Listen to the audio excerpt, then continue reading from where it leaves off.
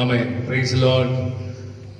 ஆண்டவராகிய இயேசு கிறிஸ்துவின் நாமத்தினாலே இந்த புதிய மாதத்தின் 2வது நாள் முதல் ஓய்வு நாளிலே உங்களை சந்திப்பதில் மிக மகிழ்ச்சி அடைகிறேன். கடந்த 7 மாதங்களையும் ஆண்டவர் அற்புதமாய் பாதுகாத்து நடத்தி இந்த 8வது மாதத்தின் முதல் ஓய்வு நாளிலே அவருடைய சமூகத்தில் நாம் கடந்து வர கர்த்தர் கொடுத்த கிருபைக்காய் ஸ்தோத்திரம்.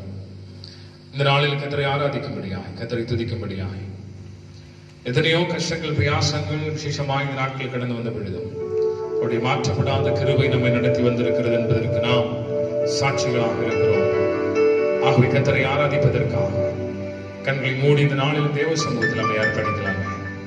கண்களை மூடி நாம் ஜெபிப்போம். கிருபையும் இரக்கம் நிறைந்த ஆண்டவரே, நன்றியோடு துதிக்கிறோம், ஸ்தோத்திரிக்கிறோம்.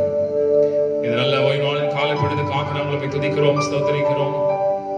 கடந்த நாட்கள் கஷ்டத்தின் இக்கட்டின் இடுக்கணி நாட்களாக காணப்பட்டாலும் எங்கள் மத்தியிலே இருக்கிறவராய், நடந்து வருகிறவராய், கடந்து வருகிறவராய், எங்களை பாதுகாத்து நடத்துகிறவராய் நாங்கள் சாட்சிகளாக ஆண்டவரை இன்றைக்கும் இருப்பதற்கு எங்களுக்கு உதவி செய்து கொண்டிருக்கிறவராய் இருக்கிறவரை துதிக்கிறோம்.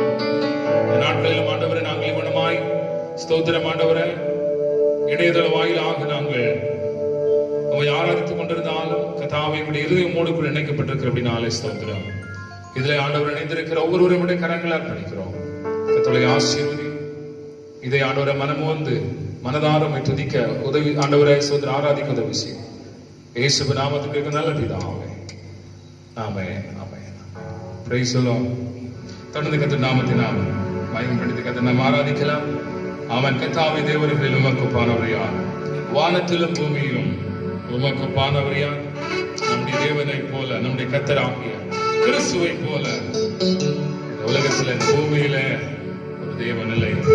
நம் கரங்கள் தட்டி நாம் பாடலாம். இருக்கிற இடங்களிலே எங்களோடு கூட இணைந்து கர்த்தரை நீங்கள் ஆராதிக்கலாம்.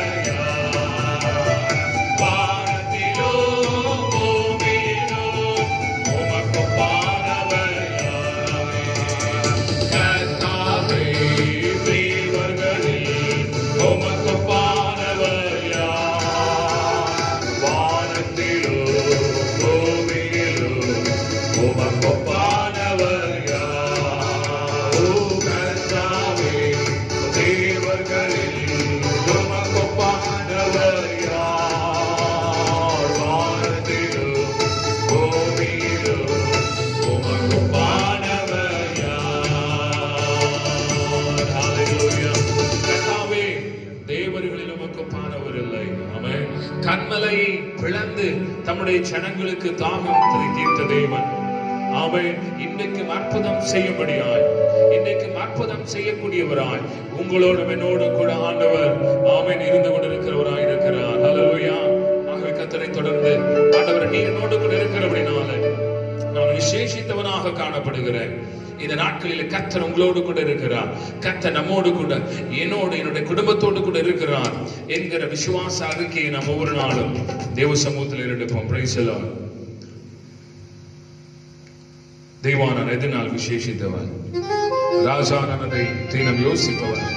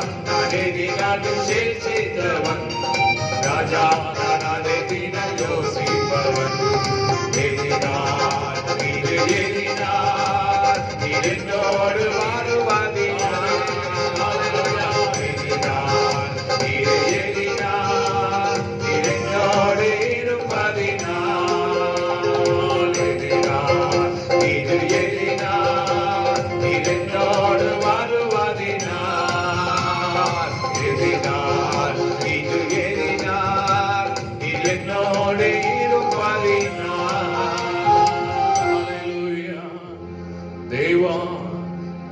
எதினால் விசேஷித்தவன் ராஜா, நான் அதை தினம் யோசிப்பவன். தேவா, நான் எதினால் விசேஷித்தவன் ராஜா, நான் அதை தினம் யோசிப்பவன். எதினால், இது எதினால் நீர் என்னோடு வருவதினால். செய்து செல்வோம் ஆண்டவரே. எதினால், இது எதினால் நீர் என்னோடு இருப்பதினால். வாழ்க்கையிலே கசப்புகள் கலந்துட்டாலும் பாசமுள்ள ஒருவர் என்னோடு கூட வந்து கொண்டிருக்கிறார். இந்த வாழ்க்கையில கலக்கப்படுகிறதான, இந்த வாழ்க்கையில நான் சந்திக்கிறதான எல்லா கசப்புகளை மாற்றுவதற்கு, எல்லா வேதனைகளை மாற்றுவதற்கு, எல்லா வியாகுலங்களை மாற்றுவதற்கு அவர் என்னோடு கூட இருக்கிறார் என்று சொல்லுகிறார். தேவா, நான் எதனாலும் விசேஷித்தவன், நீர் என்னோடு கூட இருக்கிறபடினால நான் விசேஷித்தவனாய் காணப்படுகிறேன். விசேஷித்தவனாய் மாத்திரமல்ல, இந்த வாழ்க்கையில கசப்புகளை வேதனைகளை மாற்றக்கூடிய ஒருவனோடு கூட இருக்கிறேன். அதற்காய் நன்றி என்று காலை பொழுதுல தேவ சமூகத்தில் ஒப்பு கொடுக்கலாம். உங்க வாழ்க்கையில் இருக்கிற கசப்பான மாறாவை மாற்றக்கூடிய வரவர். ஆமென். உங்க வாழ்க்கையில் இருக்கிற உங்க மனதிற்குள்ளாக, ஆமென் ஆண்டவர், உங்களுடைய குடும்பங்களுக்குள்ளாக இருக்கக்கூடிய குழப்பங்களை மாற்றுகிற கர்த்தரவர். மாறாவின் தண்ணீரை மதுரமாக மாற்றுகிறவர்.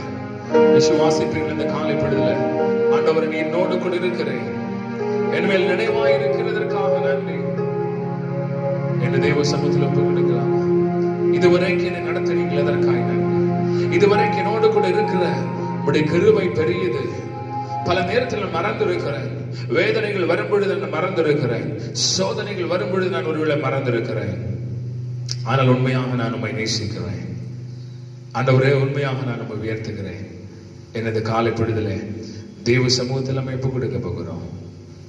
இதுவரைக்கும் நடத்தி பாதுகாத்த அவருடைய கிருபைகளை நினைத்து, இதுவரைக்கும் நம்மை வழிநடத்தின அவருடைய கிருபைகளை நினைத்து, ஆண்டவரே, பல நேரத்தில் என்னோடு வருகிறதை நான் நினைவு கூறாதபடிக்கு இருக்கிறேன், மறந்து விடுகிறவனாக இருக்கிறேன்.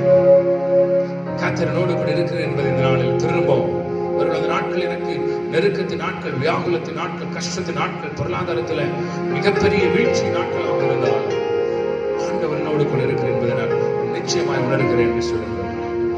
என்னோடு கூட கண்களை மூடி தேவ சமூகத்தில் கொடுக்கிறேன்.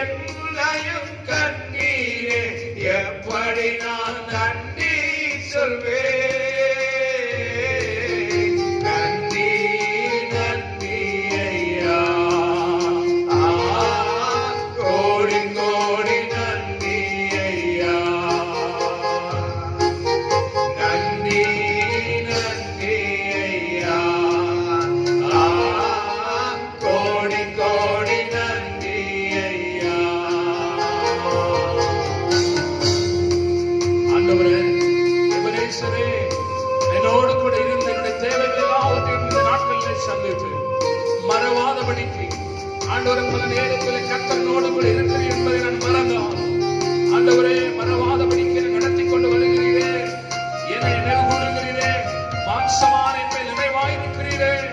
இந்த நாட்களிலே ஆண்டவரே, உலகம் முழுவதும் மிகப்பெரிய அச்சத்திற்குள்ளே இருக்கும் பொழுதும் உடைய கிருபை என்னை தாங்குகிறபடினாலே நன்றி என்று சொல்லுவோமா. தடைகளை உடைத்தவரே மக்கு நன்றி. தடைகளை உடைத்தீரையா, தள்ளாட விடவில்லையே. தடைகளை உடை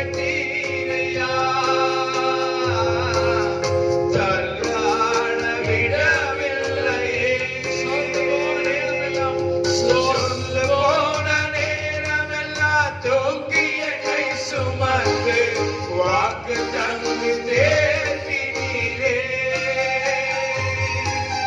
சோர்ந்து போன நேரமெல்லாம் தூக்கி என்னை சுமந்து வாக்கு தந்து தேற்றினீரே. நன்றி நன்றி ஐயா. சேர்ந்து சொல்லுவோமா? கோடி கோடி நன்றி ஐயா. நன்றி நன்றி ஐயா. கோடி கோடி நன்றி ஐயா. மறவாமல் நினைத்தீரையா. மனதார நன்றி சொல்வேன். மறவாமல் நினைத்தீரையா. மனதார நன்றி சொல்வேன்.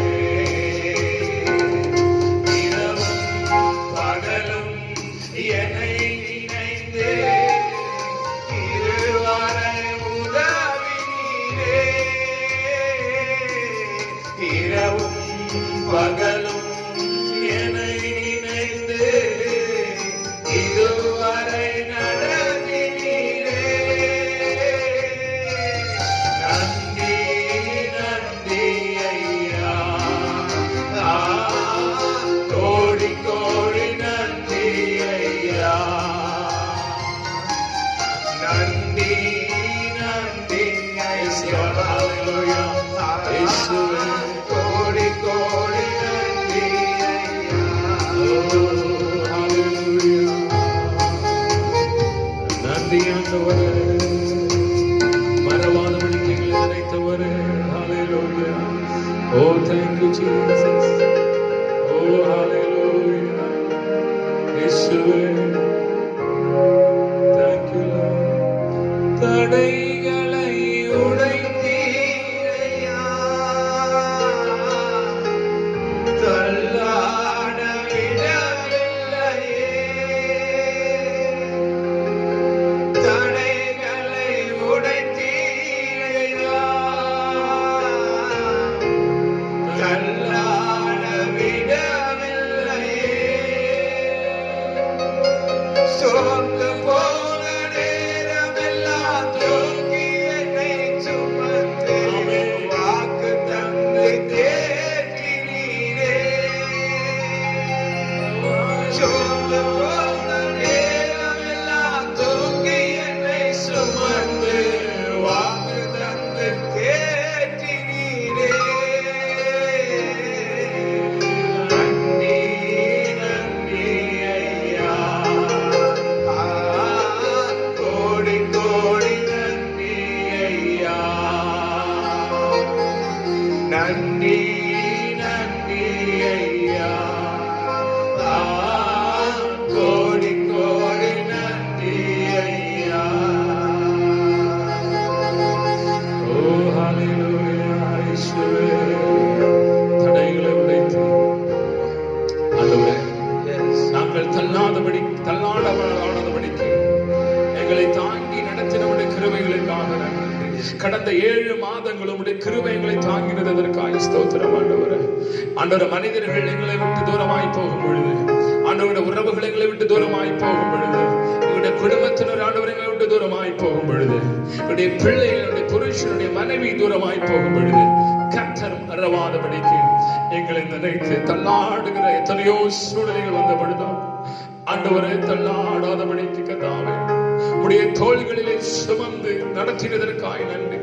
ஒருவேளை இந்த நாட்கள் எவ்வளவாய் அமைய போகிறதோ, உலகம் எங்கும் வேதனையும் சஞ்சலம் பயமும் நிறைந்திருக்கிறது நாட்களிலே என்னுடைய வாழ்க்கையுடைய குடும்பம் எவ்வளவாய் இருக்க போகிறதோ என்று அங்கலாய்த்த நேரங்கள் உண்டு ஆண்டவரே. ஆனால் உம்முடைய வலது கரத்தினாலே கர்த்தர் நடத்தி கர்த்தர்களை தாங்கி மறவாதபடிக்கு எபனேசராக எல்ரோயாக எல்லையோனாக எங்களோடு கூட இருந்திருக்கிறதற்காக நன்றி ஆண்டவரே. எங்கள் தேவைகள் எல்லாவற்றிலும் ஆண்டவரே பரிபூர்ணமாய் சந்தித்து நடத்தி கொண்டிருக்கிற கிருபைகளை நினைத்த காலை பொழுதலேமை துதிக்கிறோம் ஆண்டவரே. உம்மை உயர்த்துகிறோம். நீர் நல்லவர், நீர் போதும் ஸ்தோத்திரம் ஆண்டவரே. இந்த நாட்கள் எங்களை தாழ்த்துகிறோம், உடைய கரங்கள் அர்ப்பணிக்கிறோம். நீர் ஒருவரே தேவன், நீர் ஒருவரே எங்களை பாதுகாக்கக்கூடியவர், நீர் ஒருவரே எங்களை மறைக்கக்கூடியவதற்காக நன்றி ஆண்டவரே. எங்களை தாழ்த்துகிறோம், எங்களை உடைய கரங்கள் அர்ப்பணிக்கிறோம். உடைய சிறகுகளுக்குள்ளாக எங்களை மறைத்துக் கொள்கிறோம். ஆசீர்வதி இயேசுவின் நாமத்துக்கு நல்ல பிதாவே. கர்த்தர் நல்லவர், ஆமென். கர்த்தர் போதுமானவர், அவர் இரக்கத்தின் தேவன். ஹல்லேலூயா. மறவாதபடிக்கு நம்மை கர்த்தர் நினைத்திருக்கிறார். எவ்வளவு அருமையான ஒரு விஷயம். அது மாத்திரமல்ல, நம்முடைய வாழ்க்கையில நாம் தடைகளை எதிர்கொள்ளும் பொழுதெல்லாம் தடைகளை மாற்றுகிறது மாத்திரமல்ல, நம்மை ஏந்தி சுமந்து சோர்ந்து போகிற நேரங்கள் எல்லாம் நமக்கு சத்துவத்தை கொடுத்து இந்த நாட்களிலே விசேஷமாய் உலகம் கண்டிராத இக்கட்டான இந்த நிலைமையிலும் கர்த்தரை நோக்கி பார்க்கிற முகங்களை ஆண்டவர் பிரகாசிப்பித்துக் கொண்டு இருக்கிறார். அதற்காக ஆண்டவருக்கு நன்றி சொல்லுவோம். தொடர்ந்து தெய்வ சமூகத்திலுமே ஒப்புக் கொடுப்போம். ஹல்லேலூயா. கர்த்தர் நல்லவர் என்று நம்முடைய நாவுகளால் அறிக்கையிடுவோம். கர்த்தனோடு கூட இருக்கிறார் என்று சொல்லி நாவுகள் அந்த புதிய மாதத்துல கர்த்தனுக்கு மறைவாய் இருக்கிறார் என்று சொல்லி தேவ சமூகத்தில் நாம் அறிக்கையிடுவோம். கர்த்தர் உங்களோடும் என்னோடு கூட இருந்து மிகப்பெரிய காரியத்தை அவன் பார்க்கும்படியாய் கர்த்தர் நமக்கு உதவி செய்வாராக. தொடர்ந்து அவன் ஜெபத்தோடு கூட தேவ சமூகத்தில் அமர்ந்திருப்போம். நம்முடைய கரங்களில் இருக்கக்கூடிய வேதத்தை நாம் திருப்புவோம். சங்கீதத்தை மாறி மாறி நாம் வாசிக்கலாம். நீங்க எங்கிருந்தாலும் எங்களோடு கூட இணைந்து நீங்கள் வாசிக்கும்படியாக, மாறி வாசிக்க முடியாவிட்டாலும் நீங்கள் இணைந்து எங்களோடு கூட வாசிங்கள். சங்கீதம் 7:1 கடைசி உள்ள வசனங்களை வாசிக்க கேட்கலாம். மாறி வாசிக்க வேத பகுதி சங்கீதம் 7 வசனங்கள் 1 கடைசி வரை. சங்கீதம் 7 வசனங்கள் 1 கடைசி வரை. பென்யமீன் ஆகிய கூஸ் என்பவனுடைய வார்த்தைகள் நிமித்தம் தாவீது கர்த்தரை நோக்கி பாடின சிகாயோன் என்னும் சங்கீதம். என் தேவனாகிய கர்த்தாவே, உம்மை நம்பியிருக்கிறேன். என்னை துன்பப்படுத்துகிறவர்கள் எல்லாருக்கும் என்னை விலக்கி ரட்சியும். சத்துரு சிங்கம் போல் என் ஆத்மாவை பிடித்துக் கொண்டு போய் விடுவிக்கிறவன் இல்லாமையால் அதை பீறாதபடிக்கு என்னை தப்புவியும். என் தேவனாகிய கர்த்தாவே, நான் இதை செய்ததும் என் கைகளில் நியாயக்கேடு இருக்கிறதும் என்னுடைய சமாதானமாயிருந்தவனுக்கு நான் தீமை செய்ததும் காரணமில்லாமல் எனக்கு சத்ருவானவரை நான் கொள்ளையிட்டதும் உண்டானால் பகைஞன் என் ஆத்மாவை தொடர்ந்து பிடித்து என் பிராணனை தரையிலே தள்ளி மிதித்து என் மகிமையை தூளிலே தாழ்த்த கடவன். கர்த்தாவே, நீர் உம்முடைய கோபத்தில் எழுந்திருந்து என் சத்துருக்களுடைய மூர்க்கங்கள் நிமித்தம் உம்மை உயர்த்தி எனக்காக வீழ்த்துக் கொள்ளும் நியாய தீர்ப்பை நியமித்திருக்கிறீரே. ஜனக்கூட்டம் உம்மை சூழ்ந்து கொள்ளும், அவர்களுக்காக திரும்பவும் உன்னதத்திற்கு எழுந்தருளும். கர்த்தர் ஜனங்களுக்கு நியாயம் செய்வார். கர்த்தாவே, நீதியின்படியும் என்னில் உள்ள உண்மையின்படியும் எனக்கு நியாயம் செய்யும். துன்மார்க்கனுடைய பொல்லாங்கை ஒளிய பண்ணும், நீதிமன்றை சிறப்படுத்துவீராக. நீதி உள்ளவராய் இருக்கிற தேவரீர் இருதயங்களும் உள்ளந்திரியங்களும் சோதி தருகிறவர். செமையான இருதயம் உள்ளவர்களை ரட்சிக்கிற தேவனிடத்தில் என் கேடகம் இருக்கிறது. தேவன் நீதியுள்ள நியாயாதிபதி, அவர் நாள்தோறும் பாவின் மேல் சினம் கொள்ளுகிற தேவன். அவன் மனம் திரும்பாவிட்டால் அவர் தம்முடைய பட்டயத்தை கருக்காக்குவார். அவர் தம்முடைய வில்லை நாணேற்றி அதை ஆயத்தப்படுத்தி இருக்கிறார். அவனுக்கு மரண ஆயுதங்களை ஆயத்தம் பண்ணினார், தம்முடைய அம்புகளை அக்னி அம்புகளாக்கினார். இதோ அவன் அக்கிரமத்தை பெற கற்ப வேதனைப்படுகிறான், தீவினையை கற்பந்தரித்து பொய்யை பெறுகிறான்.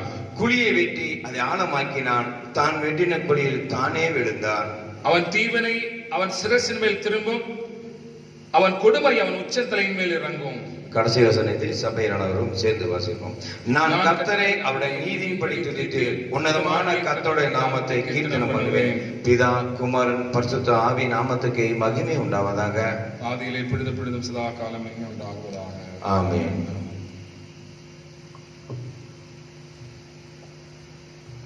ஆமென். ஸ்தோத்திரம். கர்த்தர் நல்லவர். சங்கீதக்காரன் சொல்லுகிற பிரகாரமாய் நான் கர்த்தரை அவருடைய நீதியின்படி துதித்து உன்னதமான கர்த்தருடைய நாமத்தை கீர்த்தனம் பண்ணுவேன். அவருடைய நாமத்தை நான் துதிப்பேன், அது மாத்திரமல்ல அவருடைய நாமத்தை கீர்த்தனம் பண்ணுவேன் என்று சொல்லுகிறார். இந்த நாட்களிலே ஆண்டவரே, நான் உம்மை நம்பி இருக்கிறேன், என்னை விலக்கி ரட்சியும், என்னை துன்பப்படுத்தக்கூடிய எல்லா சூழ்நிலைகளிலிருந்தும் என்னை விடுவேன் என்று சொல்லி கர்த்தரை நோக்கி கெஞ்சக்கூடிய கர்த்தரை நோக்கி பாடின ஒரு சங்கீதமாக இருக்கிறது.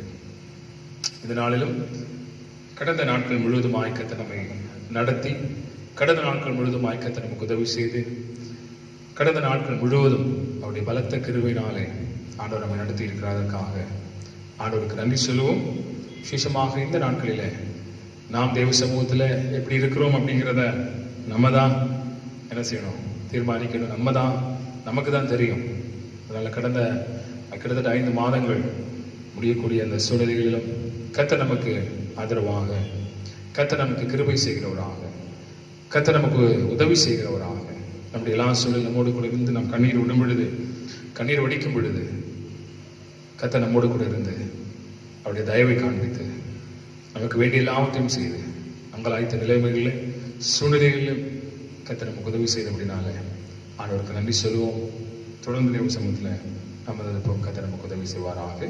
இப்பொழுது இந்த நாளிலும் பிறந்த நாளை திருமண நாளை காண்கின்ற மக்களுக்காக நாம் கண்களை மூடி ஜெபிப்போம். இதை பார்த்து கொண்டிருக்கிற யார் இந்த நாளில் பிறந்த நாளை திருமண நாளை காண்கிறவராக இருந்தாலும் அவர்களுக்காக நீங்களும் இதை சந்திக்கக்கூடிய என்று சொன்னால் பிறந்த நாளை திருமண நாளை காண்கிறவர்களும் இணைந்து தேவ சமூகத்தில் ஜெபிக்கலாம். கர்த்தருடைய ஆசீர்வாதம் உங்களோடு கூட இருப்பதாக கண்களை மூடி நாம் ஜெபிப்போம். கிருபை இரக்கம் நிறைந்த நல்ல தகப்பனே, நாங்கள் நன்றியோடு துதிக்கிறோம், ஸ்தோத்திரிக்கிறோம். இந்த நல்ல வேலைக்காக நாங்கள் ஆண்டவர் இருதயத்தின் ஆழ்த்ததுமை துதிக்கிறோம். அந்த முதல் ஞாயிற்றுக்கிழமையில் நம்முடைய சமூகத்தை நாங்கள் கடந்து வரும்படியாய் கர்த்தர் எங்களுக்கு பாராட்டி நம்முடைய கிருபைகளை நினைத்துமை துதிக்கிறோம். இந்த நாளிலும் ஆண்டவர் தங்களுடைய வாழ்க்கையில் புதிய வருஷத்தை காண்கின்ற கர்த்தருடைய பிள்ளைகளுக்காக நாங்கள் ஜெபிக்கின்றோம். கடந்த வருடங்களெல்லாம் கர்த்தர்களை பாதுகாத்துக் கொண்டு நடத்தினீர். ஆண்டவர் உதவி செய்தீர், இரக்கம் செய்ததற்காக ஸ்தோத்திரம். உடைய தயவுகளோடு கூட இருந்தது. அவருடைய எல்லா இக்கட்டு நேரங்களிலும் கர்த்தர் உங்களை பாதுகாத்தீர். ஒரு புதிய வருஷத்திற்குள்ளாய் பிரவேசிக்க முடியாத கிருபை கொடுத்ததற்காக ஸ்தோத்திரம். தனிப்பட்ட வாழ்க்கையில, குடும்ப வாழ்க்கையில கர்த்தருக்கு நன்மை செய்து தொடர்ந்து அவர்களை கர்த்தர் நன்மையான வழிகள் நடத்தி ஆசீர்வாதங்களை கொடுத்து நீடித்த நாட்களாக திருப்தி ஆக்கி நம்முடைய பிள்ளைகள் நடத்த முடியாது ஜெபிக்கிறேன். ஆசீர்வதி இயேசுவின் நாமத்துக்கு நல்ல பிதாவே. ஆமென், ஆமென். கர்த்தர் நல்லவர். ஹல்லேலூயா, பிரைஸ் தி லார்ட். ஆமென். தொடர்ந்து கர்த்தர் நமக்கு உதவி செய்வாராக. தேவ சமூகத்தில் இந்த நாட்களிலும் நம்ம எப்படி இருக்கிறோம் அப்படிங்கிறத நான் சொன்ன மாதிரி நம்ம யோசிச்சு பார்த்து தேவ சமூகத்தில் நம்ம கொடுப்போம். கர்த்தர் நமக்கு உதவி செய்வாராக. ஹல்லேலூயா. ஒருவேளை இந்த நாட்கள்ல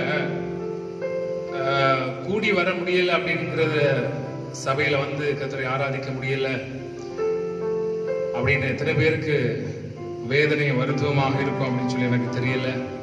ஆனா கண்டிப்பாக கர்த்தரை நேசிக்கக்கூடிய ஒவ்வொருவரும் ஆண்டவரே உடைய சமூகத்தில் வர முடியலையே அப்படின்னு கண்டிப்பாக அவர்களுக்கு வேதனை இருக்கும் இல்லையா? அநேகருடைய வாழ்க்கையில் கடந்த நாட்களில ஒருவேளை சொல்லியிருக்கலாம், ஒரு விதமான வேதனை, ஒரு விதமான மனப்பிரயாசம் இன்றைக்கு அநேகருடைய மனதை பிடித்து வைத்திருக்கிறதை நான் பார்க்க முடிகிறது. கடந்த நாட்களில் பார்க்கும் பொழுது ஒருவரிடமாய் ஒரு சகோதரிடத்துல சொல்லும் பொழுது, நாங்க வேலை பார்க்கிற இடத்துல எல்லா இடத்திலும் அந்த மனவேதனை இருக்கிறது. எனக்குள்ளாகத்தான் அந்த மனவேதனை, ஒரு விதமான வேதனை, வருத்தம் இருக்கிறது அப்படின்னு நினைச்சா, என் கூட வேலை பார்க்கிறவன்ட்ட கேட்டா, இல்ல இப்ப வேலை பார்க்கிற இடத்துல கேட்டா அவனுக்கும் அப்படிதான் இருக்குன்னு சொல்லுவான். சோ இன்னைக்கு இருக்கக்கூடிய சூழ்நிலை ஒட்டுமொத்த ஜனத்தையும் ஒரு வேதனைக்குள்ளாக நடத்தி கொண்டிருக்கிறது. ஏதோ ஒரு இனம் புரியாத வேதனை. ஒருவேளை ஒரு சுதந்திரம் இல்லாத ஒரு வாழ்க்கையை நடத்தி கொண்டிருக்கிறோம் என்கிற வேதனை, இல்லை என்று சொன்னால் ஒரு புதிய ஒரு வாழ்வின் வழியிலே போய் கொண்டிருக்கிறதாக நாம் உணர்கிறோம். மக்கள் அனைவரும் இதுவரை அவர்கள் கண்டிராத, இதுவரை அவர்கள் பார்த்திராத ஒரு இக்கட்டான, ஒரு இடுக்கமான சூழ்நிலையில பயந்து பயந்து வாழக்கூடிய ஒரு நிலைமையில வாழ்ந்து கொண்டிருக்கின்றார்கள். எங்கு போக முடியவில்லை, வாங்குவதற்கு என்று சொன்னால், வேலை செய்வதற்கு என்று சொன்னால் கவனமாக எல்லாவற்றையும் யோசித்து போக வேண்டியது இருக்கிறது. திரும்ப வரும் பொழுது என்ன நடக்குமோ, எப்படி இருக்குமோ, குடும்பத்தினுடைய பிள்ளைகள், இவைகள் எல்லாவற்றையும் கருத்தில் கொண்டு இருதயத்தில் அப்படிப்பட்ட ஒரு வேதனை பாரத்தோடு கூட வாழ வேண்டியது இருக்கிறது.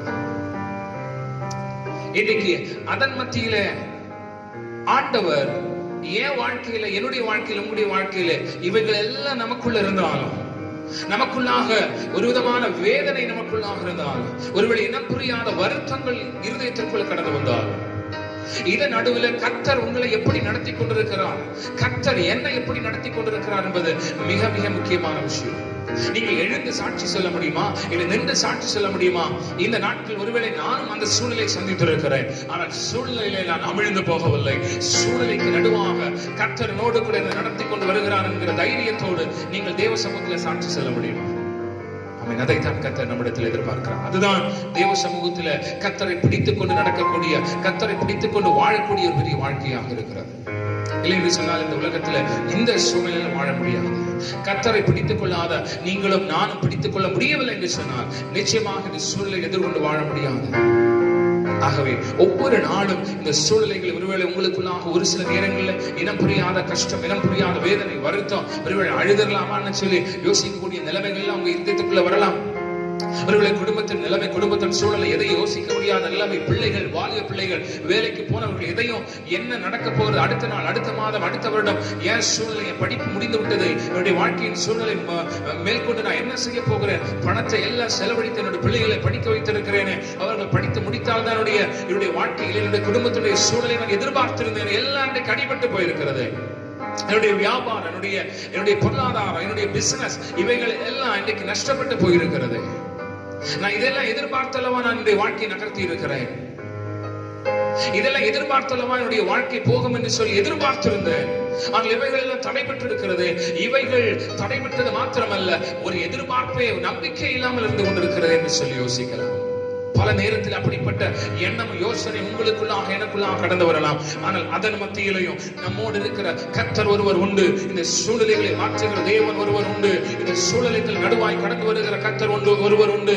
இவைகள் எல்லாம் ஜெயித்து நான் கடந்து போவேன் என்கிற நம்பிக்கை ஒவ்வொரு கிறிஸ்தவனுக்குள்ளாகவும், ஒவ்வொரு விசுவாசிக்குள்ளாக, ஊழியக்காரருக்குள்ளாகவும் இந்த நாட்களில் வர வேண்டும் என்று சொல்லி ஆமென் கர்த்தர் எதிர்பார்க்கிறது மாத்திரமல்ல, அப்படி இருந்தால் மாத்திரமே இந்த நிலைமைகளை ஜெயித்து ஆமென் வெற்றி மாற்றப்பட முடியும். அல்லேலூயா. அதற்கான கிருபை ஆண்டவர் இன்றைக்கு தருவாராக. ஒருவேளை எல்லா வசதிகளும் இருக்கலாம், கூப்பிட்டால் வருவதற்கு ஆட்களும் இன்றைக்கும் இருக்கலாம்.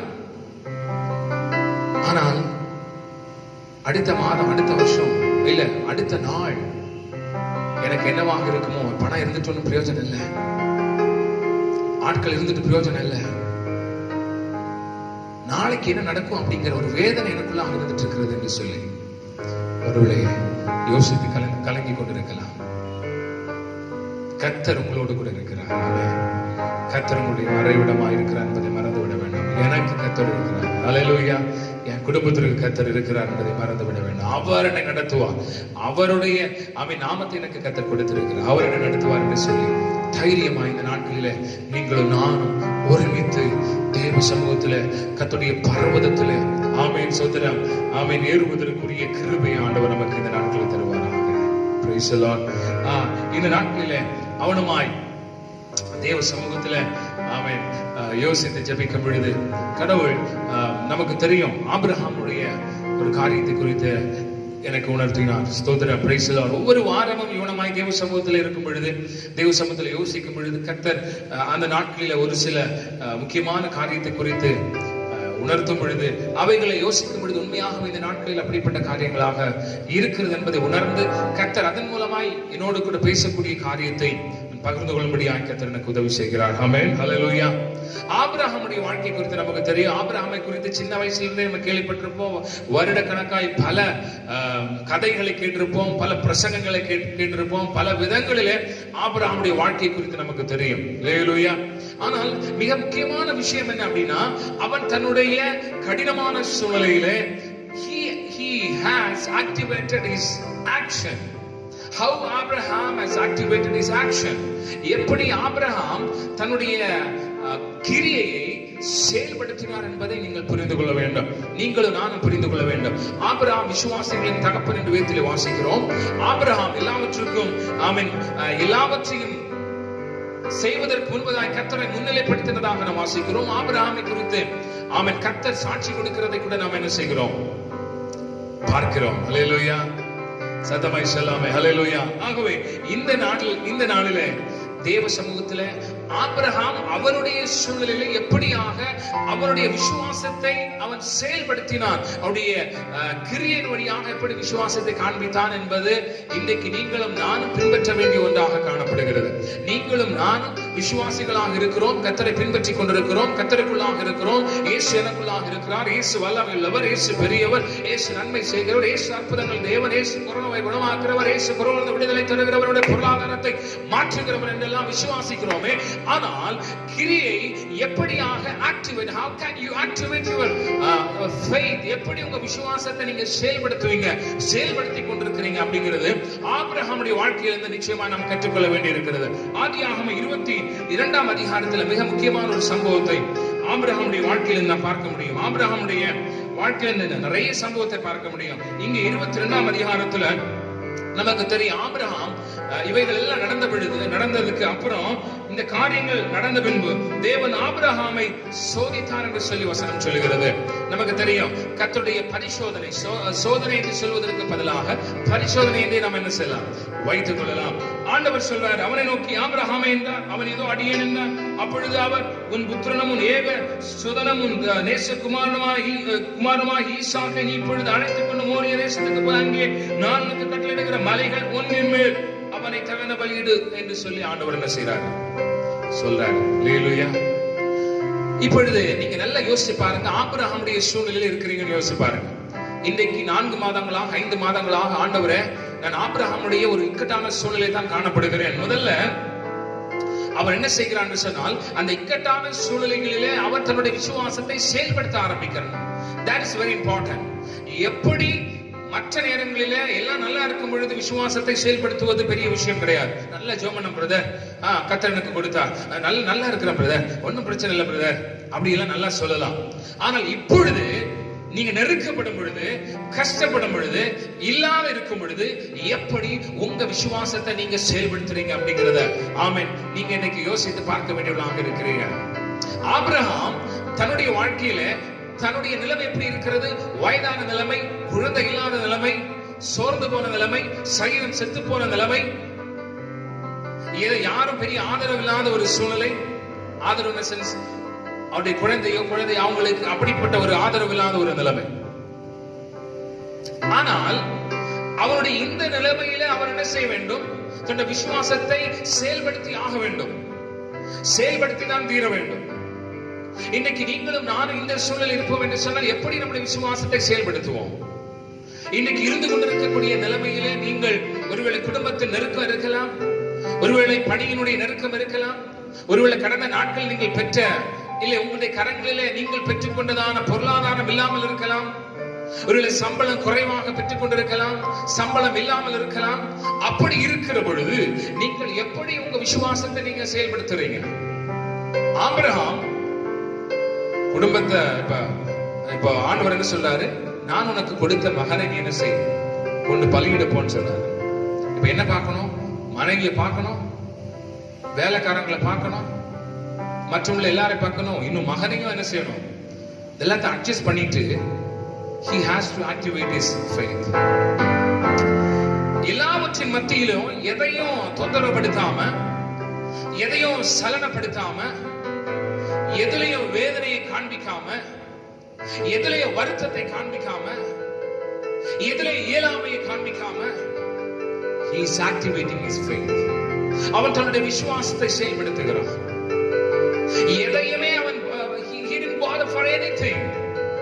யார்கிட்ட சொல்லி அழல, ஐயோ வயசானவனாய் இருக்கிறேன், இந்த வயசுல ஆண்டவர் எனக்கு குழந்தை கொடுத்து விட்ட பொழுது பலியிடு என்று சொல்லிக் கொண்டிருக்கிறாரே என்று சொல்லி யார்கிட்ட போய் சொல்லல. இன்னைக்கு அநேக இடத்துல நாம் பல இடத்துல போய் என்ன செய்கிறோம், பல வேளைகள்ல பல இடத்துல போய் நம்முடைய அங்கலாய்ப்பை கொட்டுகிறோம், நம்முடைய வேதனைகளை தெரிவிக்கிறோம்.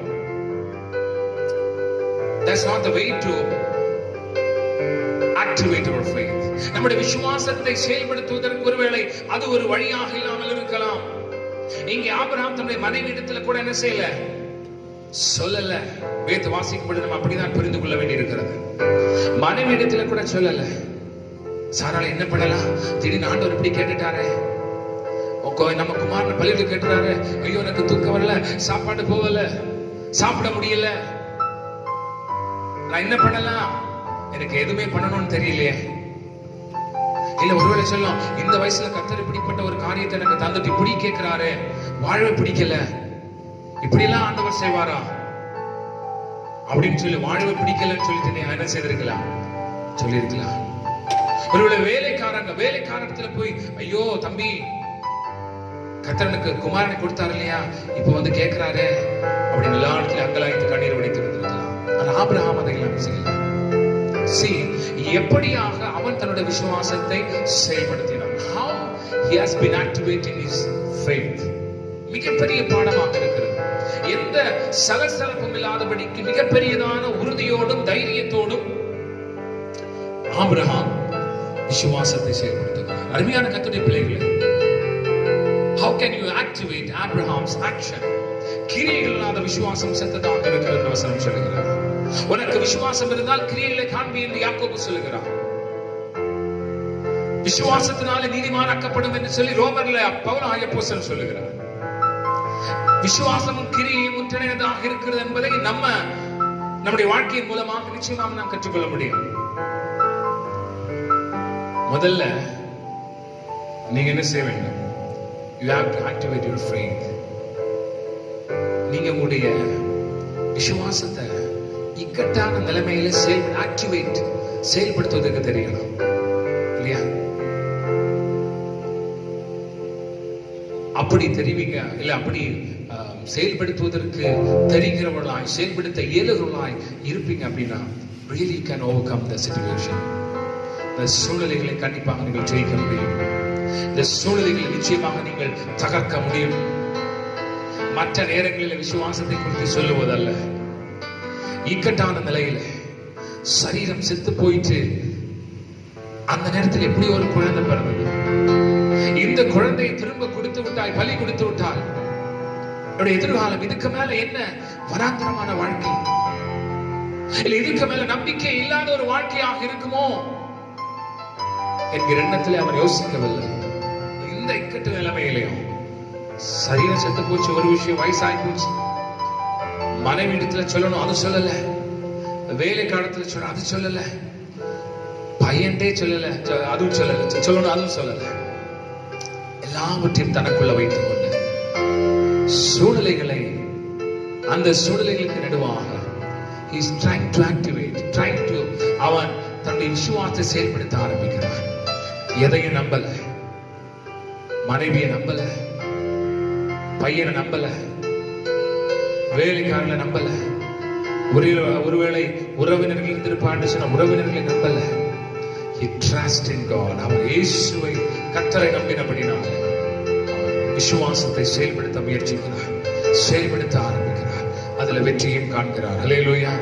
அதனால் அருமையான கர்த்தருடைய பிள்ளைகளே, இந்த சூழ்நிலை எப்படிப்பட்டதாக வேண்டுமானாலும் இருக்கலாம், இந்த சூழ்நிலைகளுக்கு நடுவாக நீங்கள் விசுவாசத்தை செயல்படுத்த ஆரம்பிக்க பார்க்கலாம். இந்த சூழ்நிலை என்னை ஒன்றும் செய்யாது, என் குடும்பத்தில் பிரச்சனையா ஒன்றும் செய்யாது, கர்த்தனோடு கூட இருக்கிறார், நான் இதனால் அலட்டிக் கொள்வதில்லை, நான் தேவ சமூகத்தில் தெரியப்படுத்துவேன் என்று சொல்லி ஒவ்வொரு நாளும் கர்த்தருடைய சமூகத்தில் கொண்டு போக பார்க்கலாம். பொருளாதாரத்துல அவன் குறுகின நிலையா, குடும்பத்துல பிரச்சனையா, குடும்பத்துல வறுமையா, குடும்பத்துல சச்சரவா, பிள்ளைகள் மத்தியில சமாதானம் இல்லையா, ஒருவேளை இந்த கொரோனா உங்களை பல விதத்துல பாதித்திருக்கிறது என்று சொல்லி வேண்டும் சொன்னால் அதை குறித்து நீங்கள் கவலைப்படாதபடிக்கு தேவ சமூகத்துல உங்களுடைய விசுவாசத்தை இந்த நேரத்துல இந்த நாட்களில செயல்படுத்துவதற்கு நீங்க முயற்சி செய்து பாருங்கள், செயல்படுத்த ஆரம்பிக்க பார்க்கலாம். இந்த நிலைமைகள் மாற்றப்படுவதற்கு முன்பதாம் கர்த்தர் உங்க வாழ்க்கையில் அற்புதம் செய்வதை நீங்கள் பார்க்க முடியும். ஹல்லேலூயா. ஆபிரகாம் இடுக்கமான நிலையில தன்னுடைய விசுவாசத்தை செயல்படுத்தினார். அதை கர்த்தர் அவனுக்கு நன்மையாய் மாற்றினார். ஆமென். வசனம் சொல்லுகிறது, ஆபிரகாம் கர்த்தருக்கு நண்பனாயிருந்தார். ஹல்லேலூயா. ஆமென். அடுத்ததாக அவருடைய சூழ்நிலை நம்ம பார்த்தோம். அவருடைய பின்னணியும் அவர் விசுவாசிப்பதற்கு ஏற்றதாக இல்லை, விசுவாசத்தை செயல்படுத்துவதற்காக ஏதுவாக இல்லை. நிறைய பேர் விசுவாசம் இருக்கான செயல்படுத்த மாட்டாங்க. பிரதர் நல்லா விசுவாசிக்க பிரதர், ஏசு விசுவாசிக்க பிரதர், ஆனா செயல்படுத்த மாட்டாங்க. செயல்படுத்துறதுக்கு தெரியாது, இல்ல செயல்படுத்துவதற்கு விருப்பம் இல்லாமல் இருப்பாங்க. இதெல்லாம் எங்க நடக்க போகுது, இதெல்லாம் சாத்தியமாகுமா என்பதை யோசிப்பாங்க. இங்கே ஆபிரகாம் வசனம் என்ன சொல்லுது என்று சொன்னால், ஒருவேளை அவர் மரித்தோரில் இருந்தும் கூட குமாரனை உயிர்ப்பிக்க வல்லமையுள்ளவராக இருக்கிறார் என்று சொல்லி அவர் விசுவாசித்தார். ஏன்னு சொன்னால் கர்த்தர் வாக்கு கொடுத்திருக்கிறார். மணலத்தனையாய் உடைய சந்ததியை கொண்டு வருவேன், வானத்து நட்சத்திரங்களை போல சந்ததியை கொண்டு வருவேன் என்கிற வாக்கு தத்தத்தை இருதயத்திற்குள்ள அவர் என்ன செய்கிறார்? விசுவாசித்து இந்த இடுக்கமான சூழ்நிலையில் தன்னுடைய விசுவாசத்தை செயல்படுத்துகிறார். நாள் தேவ சமூகத்தில் அமைப்பு கொடுத்த ஆண்டவரே, இந்த நாட்களில் என் சூழ்நிலை மோசமாக இருந்தாலும்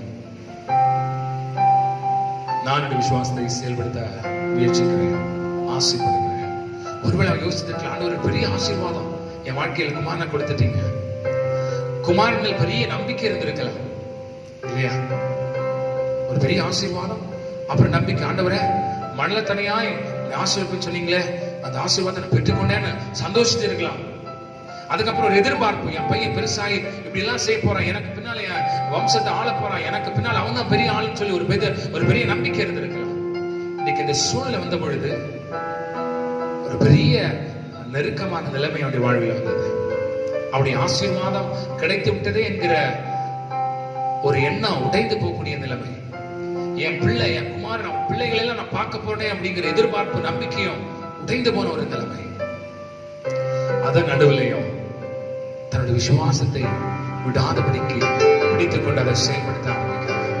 இன்னைக்கு உங்க வாழ்க்கையில கடந்த நாட்களில் நீங்கள் பெற்றுக்கொண்ட ஆசீர்வாதங்கள் இழந்த நிலைமையில் இருக்கிறீர்களா? நிறைய ஆசீர்வாதங்களை இழந்து போன நிலைமையில் இருக்கிறேன், நான் கடந்த நாட்கள் வைத்திருந்த நம்பிக்கையெல்லாம் இழந்து போன அப்படின்னு சொல்றீங்களா? கர்த்தர் உங்களோடு கூட இருக்கிறார். உங்க விசுவாசத்தை ஆக்டிவேட் பண்ணுங்க, உங்க விசுவாசத்தை செயல்படுத்த ஆரம்பிக்க பார்க்கலாம்.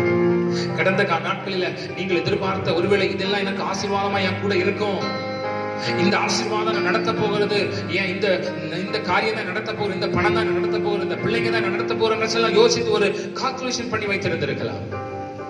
இன்னைக்கு சூழ்நிலைகள் அவைகள் எல்லாம் தலைகளாக நீங்க மாற்றி இருக்கிற ஒரு நிலைமையில நீங்கள் சோர்ந்து போகாதபடிக்கு ஆபிரகாமை போல இதெல்லாம் அவன் வாழ்க்கையில அவனும் ஒரு மனுஷன் தானே இல்லையா? அவர் ஒரு மனுஷனாக இருந்தார். ஒரு பெரிய எதிர்பார்ப்பு இருக்கு, என் குடும்பம் பெருசா செழிக்க போகிறது, கர்த்தர் பலியிட கொண்டு வான்னு சொன்னோன்னா எவ்வளவு உடைந்திருப்பார். ஆனா அவருக்குள்ள ஒரு பெரிய நம்பிக்கை என்னன்னா, ஐ ஹேவ் a faith, எனக்கு விசுவாசம் இருக்கிறது கர்த்தர் மேல், அதை நான் செயல்படுத்த ஆரம்பிக்கிறேன். Action, I'm going to show an action, நான் ஒரு செயல்பாடாக காண்பிக்க போகிறேன். இல்ல அப்படின்னா கண்டிப்பா அவர் என்ன செய்திருக்க முடியாது, இவ்வளவு பெரிய ஆசீர்வாதம் பெற்றிருக்க முடியாது. வசனம் சொல்லுகிறது எபிரேயர்ல, அவர் மரணத்திலிருந்து திரும்பவும் ஒப்பனையான ஜீவனுக்கு திரும்ப கிடைக்கப்படுகிற ஒப்பனையான ஒரு காரியத்தை ஆபிரகாம் பெற்றுக் கொண்டார் வசனம் சொல்லுகிறது. ஆமென். கர்த்தருடைய அழைப்பை அவர் ஏற்றுக்கொண்டு தன்னுடைய விசுவாசத்தை செயல்படுத்தினபடினால கர்த்தருடைய மிகப்பெரிய ஆசீர்வாதம் வாழ்வில் வந்தது.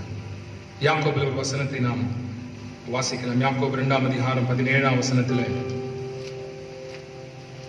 வாசிக்கும் பொழுது வசனம் என்னமா சொல்லுகிறது? யாக்கோபு 2ஆம் அதிகாரம் 17. அப்படியே விசுவாசமும் கிரியைகள் இல்லாதிருந்தால் தன்னில் என்னதா இருக்குமா? செத்ததா இருக்கிறது. ஒருவன் உனக்கு விசுவாசம் உண்டு, எனக்கு கிரியைகள் உண்டு, கிரியைகள் இல்லாமல் உன் விசுவாசத்தை எனக்கு காண்பி, நான் விசுவாசத்தை கிரியைகளால் உனக்கு காண்பிப்பேன் என்பானே அப்படின்னு சொல்றாரு இல்லையா? கீழே 21ஆம் வசனத்தில் வாசிக்கும், நம்முடைய பிதாவாகி ஆபிரகாம் தன் குமாரன் ஈசாக்கை பலிபீடத்தின் மேல் செலுத்தின போது கிரியைகளால் அல்லவோ நீதிமானாக்கப்பட்டான். இன்னைக்கு உங்க கிரியை எப்படி இருக்கிறது அப்படின்னு யோசிச்சு பாருங்க. விசுவாசத்தின் அடிப்படையில் இருக்கிறதா, விசுவாசத்தின் மூலமாக கிரியை வெளிப்படுகிறதா என்பதை யோசித்து பாருங்க. எபிரேயர் 11ஆம் அதிகாரத்தை 1 வசனத்தை நான் வாசிக்க முடிக்கும்படியாக விரும்புகிறேன். அங்கே வசனம் சொல்லுகிறது, மேலும் விசுவாசத்தினாலே 11:17 விசுவாசத்தில் ஆபிரகாம் தான் சோதிக்கப்பட்ட போது ஈசாக்கை பலியாக ஒப்பு கொடுத்தான். அதுல எந்த மாற்றமும் இல்லை, எந்த சந்தேகமும் இல்லாம அவனுடைய சூழ்நிலை மோசம், அதுல தன்னுடைய ஈசாக்கை, தன்னுடைய மகனை பலியிட்டு ஈசாக்கின் சந்ததி விளங்கும் என்று அவனுடைய சொல்லப்பட்டிருந்ததே. இப்படிப்பட்ட வாக்குத்தத்தங்களை பெற்றவன் மரித்தோரிலிருந்து எழுப்ப தேவன் வல்லமையுள்ளவராய் இருக்கிறார் என்று எண்ணி தனக்கு ஒரே பேரானவனை பலியாக ஒப்பு கொடுத்தான். மரித்தோரிலிருந்து அவனை பாவனையாக திரும்ப பெற்றுக் கொண்டான். ஆமென். அதனால கர்த்தருடைய பிள்ளைகளே, இன்னைக்கு நீங்க இருக்கக்கூடிய சூழ்நிலை கஷ்டமாக இருக்கலாம், நெருக்கமாக இருக்கலாம். But there's no other way. வேற எந்த வழி இல்லை. You have to activate your faith. நீங்க உங்க விசுவாசத்தை செயல்படுத்தி தான் ஆகணும். நீங்க இன்னையிலிருந்து இந்த புதிய மாதத்திலிருந்து ஒரு புதிய தீர்மானத்தோடு கூட, கர்த்தாவே என் குடும்பத்துல கஷ்டம் தான், நெருக்கம் தான், ஒருவேளை கடந்த நாட்களில் நல்ல வருமானம் இருந்தது, நல்ல ஆசீர்வாதம் இருந்தது, நல்ல ஒரு எதிர்பார்ப்பு இருந்தது, ஒரு பெரிய ஆசீர்வாதம் என்ன வந்துட்டு என்னோடு இருக்கிறது அப்படின்னு ஒரு எதிர்பார்ப்பு இருந்தது. இன்னைக்கு எல்லாம் உடைஞ்சு போச்சுதான். ஆனால் நான் விட மாட்டேன். எனக்கு கர்த்தர் கொடுத்திருக்கிற விசுவாசம் செயல்படுத்த ஆரம்பிக்கிறேன், செயல்படுத்த முடியாக விரும்புகிறேன். ஆபிரகாமை போல I'm going to activate my faith, my action என்று சொல்லி தேவ சமூகத்தில் நம்ம இந்த நாளில் ஒப்பு கொடுக்கலாம். எந்த சூழ்நிலையில் இருந்தாலும் கர்த்தரை சொல்லுங்க, ஆண்டவரே இந்த சூழ்நிலைகளை கர்த்தர் மாற்றுகிறீங்க, நிலைமைகள் மாற்றப்பட போகிறது, ஒரு வியாதியை குணமாக்குறீங்க, என் குடும்பத்தில் இருக்கிற சமாதானம் இல்லாத சூழல் எடுத்து போடுறீங்க, என் பிள்ளைகளுடைய வாழ்க்கையில மிகப்பெரிய எதிர்காலத்தை வைத்திருக்கிறீங்க, என் பிள்ளைகளுடைய வாழ்க்கையில் நான் இதுவரைக்கும் கொண்டிருந்த அவநம்பிக்கையில் எடுத்து போடுகிறேன். Today I'm going to activate my faith. I'm just going to activate Abraham's action in my life. சொல்லுவீங்க என்னோடு கூட இணைந்து கண்களை மூடி தேவ சமூகத்தில் ஜெபிக்கணும். ஆண்டவரே, ஆபிரகாம் எப்படி அந்த சூழ்நிலையில் தன்னுடைய விசுவாசத்தை செயல்படுத்தினான், அதை போல நான் இன்னைக்கு இருந்து கொண்டிருக்கிற சூழ்நிலையில் ஏன் விசுவாசத்தை செயல்படுத்துவதற்கு ஆண்டவரை நான் என்னுடைய கரங்களை ஒப்புக்கொடுக்கிறேன். அவன் விசுவாசித்த அதே கர்த்தர் தான் நானும் விசுவாசிக்கிறேன். ஆண்டவரே, நிறைய இடத்துல சோர்ந்து போகிறேன், விசுவாசத்தையே மறந்து விடுகிறேன், விசுவாசத்தின் மூலமா இவைகள் எல்லாம் ஜெயிக்க முடியுமா என்பதை மறந்து விடுகிறேன். எபிரேயர் 11ஆம் அதிகாரம் விசுவாசத்தினால ராஜ்யங்களை பெற்றுக் கொண்டார், விசுவாசத்தினால் எத்தனையோ காரியங்களை சாதித்தார்கள் என்று அது அதிகாரம் முழுவதும் சொல்லப்பட்டிருக்கிறது. இக்கட்டான நிலையில எனக்கு விசுவாசத்தை செயல்படுத்த தெரியல ஆண்டவரே. கஷ்டத்தை பார்க்கிறேன், நான் வேதனையை பார்த்துக் கொண்டிருக்கிறேன், வறுமையை பார்த்துக் கொண்டிருக்கிறேன், சமாதானம் இல்லாத சூழலை பார்த்துக் கொண்டு என் விசுவாசத்தை செயல்படுத்த முடியாதபடிக்கு இருந்து கொண்டிருக்கிறேன். இவனுமாய் பாராசூட்ல இருந்து பறந்து கீழே வருகிறவன் பூமியை நெருங்கும் பொழுது அவன் அந்த பாராசூட்டை ஆக்டிவேட் பண்ணி பாதுகாப்பா இறங்குறானோ, அதை போல இடுக்கிற நேரத்தில் விசுவாசத்தை ஆக்டிவேட் பண்ண, அதை செயல்படுத்த எனக்கு உதவி செய்ய மாட்டவர். இல்லை என்று சொன்னால் நான் சூழ்நிலையில மறித்து போவேன், அதை என்னை நெருக்கி போடும். இந்த நாட்களில் எனக்கு என் குடும்பத்திற்கு உதவி செய்ய சொல்லி தேவ சமூகத்தில் கேட்பீங்களா? ஆபிரகாம் எவ்வளவு காலமா பிரச்சனை ஆழத்தில் கொண்டு போகல, எங்கேயும் சொல்லல, மன வருத்தமாக இருக்கல, கண்ணீர் விட்டு அழல, காலில் விழல, யாரிடத்துல எதையும் சொல்லி கெஞ்சல. அவனுக்கு தெரியும் அவன் விசுவாசம் பெரியது, அவன் விசுவாச வல்லமை உள்ளதுன்னு அவனுக்கு தெரியும், அவன் விசுவாச அற்புதங்களை கொண்டு வரும்னு அவனுக்கு தெரியும், அவனிடத்துல வாக்கு கொடுத்தவர் வல்லமை உள்ளவர் என்பது அவனுக்கு தெரியும். அதனால விசுவாசத்தை செயல்படுத்த ஆரம்பித்தான். அவன் விசுவாசத்தோட அந்த உலகத்துல பெரியது எதுவுமே கிடையாது. மனைவிட்ட சொல்றதோ, புருஷன்ட்ட சொல்றதோ, பிள்ளைகிட்ட சொல்றதோ, மற்றவர்கிட்ட சொல்றதோ, ஆமென் நண்பரிடத்துல சொல்றதோ, ஆமென் ஒரு நாளும் செயல்படுத்த முடியாது, செயல்படுத்தப்பட மாட்டாது என்பதை அறிந்து அவன் தனக்குள்ளாக இருக்கிற விசுவாசத்தை வெளியே கொண்டு வந்து செயல்படுத்த ஆரம்பித்தான் ஆண்டவர். அதை போல எல்லோரும் கத்திருந்த நாள்ல நாட்கள் உதவி செய்கிறபடினால மக்கள் இதை பார்த்து கொண்டிருக்கிற கேட்டுக் கொண்டிருக்கிற ஒவ்வொரு பேரும் அப்படிப்பட்ட விசுவாசத்தின் செயல்பாட்டை ஆரம்பிக்க துவங்கக்கூடிய கிருபை ஆவியை கொடுக்கும்படியாக ஜெபிக்கிறார். எந்த சூழ்நிலையில ஜனங்கள் இருந்தால் ஆண்டவர் வறுமையோடு வேதனையோடு வியாதி கட்டுகளில் ஒருவருக்கு கொரோனா பிடியில ஆண்டவரை வேதனையோடு மருத்துவமனைகள் இருக்கிறவர்கள் இருக்கலாம். ஆண்டவர் கற்றது நாட்களிலே அவர்களுக்கு விசுவாசம் செயல்படுத்த முடியாத கிருபையை தாரும். எங்களை தாழ்த்துகிறோம். உலகமெங்கும் இருக்கிற ஜனங்களுக்காக ஜெபிக்கிறோம், தேசங்களுக்காக ஜெபிக்கிறோம், கொரோனால பாதிக்கப்பட்டு அல்லாடி கொண்டிருக்கிற தேசங்களுக்காக ஜெபிக்கிறோம், எங்கள் இந்திய தேசத்திற்காக ஜெபிக்கிறோம், தமிழ்நாட்டிற்காக ஜெபிக்கிறோம். ஆண்டவரே, இப்படி கிருபை தேசத்தின் மேல் விளங்கட்டும், பொருளாதாரத்தின் சீர்குலைவுகள் மாறுபடியாக ஜெபிக்கிறோம். ஆண்டவரே, எங்கள் திருச்சபை குடும்பங்களுக்காக ஜெபிக்கிறோம், வியாதிப்பட்டவர்களுக்காக ஜெபிக்கிறோம். இந்த புதிய மாதத்தில் புதிய கிருபைகளுக்கு கொடுக்கபடியாக ஜெபிக்கிறோம். கடந்த 7 மாதங்களுக்கு பாதுகாத்து 8வது மாதத்தில் கத்தங்களை அழைத்து வந்து எங்களை நடத்த போகிறபடினால் நமக்கு நன்றி செலுத்தி எங்களை தாழ்த்துகிறோம். கத்தா, இந்த கிருபைகளை நடத்துவதா அரவணைப்புகளோடு கூட இருக்க முடியாது ஜெபிக்கிறோம். எங்களை தாழ்த்து கரங்களை அர்ப்பணிக்கிறோம். ஆசீர்வாதத்தை பலப்படுத்த வேண்டும், கிருபைக்குள்ளாய் மறைத்துக் கொள்ளும். இயேசுவின் நாமத்துக்கு நல்ல பிதாவே, ஆமென். என் ஆத்மாவே கர்த்தரை ஸ்தோத்திரி, என் முழுமையோடு பரிசுத்த நாமத்தை ஸ்தோத்திரி. என் ஆத்மாவே கர்த்தரை ஸ்தோத்திரி, கர்த்தர் செய்த சகல உபகாரங்களை மறவாதே. ஆமென். நம்முடைய கர்த்தராகிய இயேசு கிறிஸ்துவின் கிருபையும் பிதாவாகிய தேவனுடைய அன்பும் பரிசுத்த ஆவியானவருடைய சிநேகமும் ஐக்கியமும் பாதுகாப்பும் நம் அனைவரோடும் இதில் பங்கு கொண்டு ஜெபித்துக் கொண்டிருக்கிற கவனித்துக் கொண்டிருக்கிற ஒவ்வொரு கர்த்தருடைய பிள்ளைகளோடும் இந்த சதா காலம் விசுவாசத்தை செயல்படுத்துகிற கர்த்தராக தங்கி நிலைத்திருப்பாராக. ஆமென். கர்த்தருடைய சமாதானங்களோடு இருப்பதாக.